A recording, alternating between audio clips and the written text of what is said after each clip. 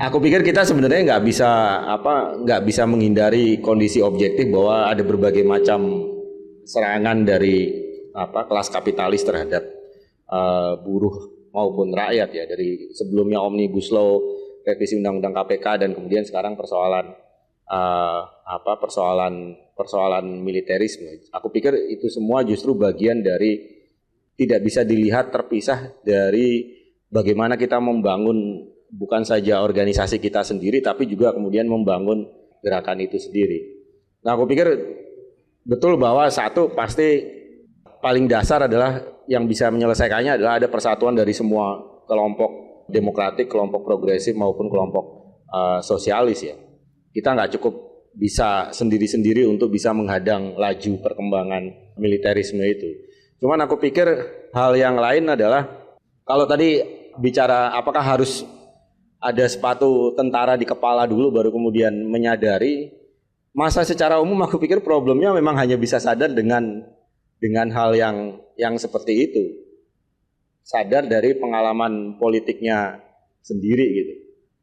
Di sisi yang lain aku pikir ada perbedaan bagaimana kita bisa mengorganisir massa yang lebih luas, kemudian berbeda dengan mengorganisir massa yang punya kesadaran yang lebih maju.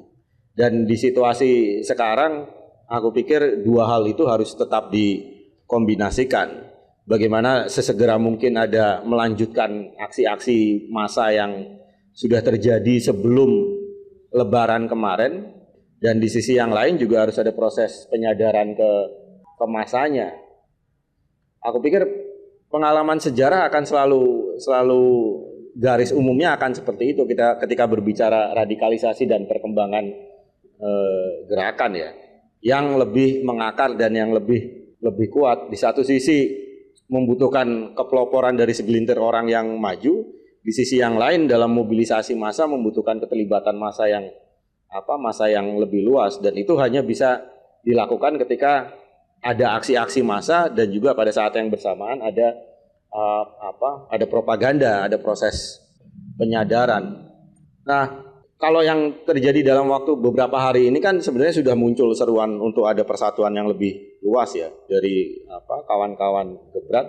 Kemudian juga sudah ada beberapa perspektif tentang apa yang harus kita lakukan. Satu, harus segera melancarkan aksi-aksi di basis-basis massa dengan isu anti militerisme yang kemarin jadinya ada beberapa tuntutan gitu ya, termasuk bubarkan komando teritorial, tangkap, adili, dan penjarakan jenderal-jenderal pelanggar HAM dan segala macamnya itu.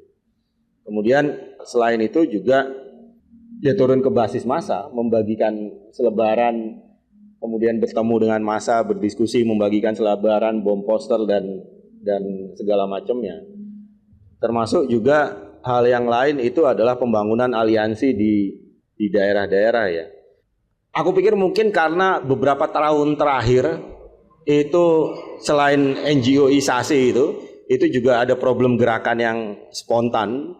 Jadinya proses-proses pengorganisiran massa, proses-proses propaganda ke basis-basis massa dan segala macamnya itu cenderung diabaikan karena ada anggapan bahwa aksi misalnya Gejayan memanggil yang bisa 15.000 orang itu seruannya muncul semalam atau sehari sebelum aksinya, katanya 15.000 orang. Yang pertama ya, Gejayan memanggil, sehingga kemudian ya karakter gerakan spontan seperti itu gitu.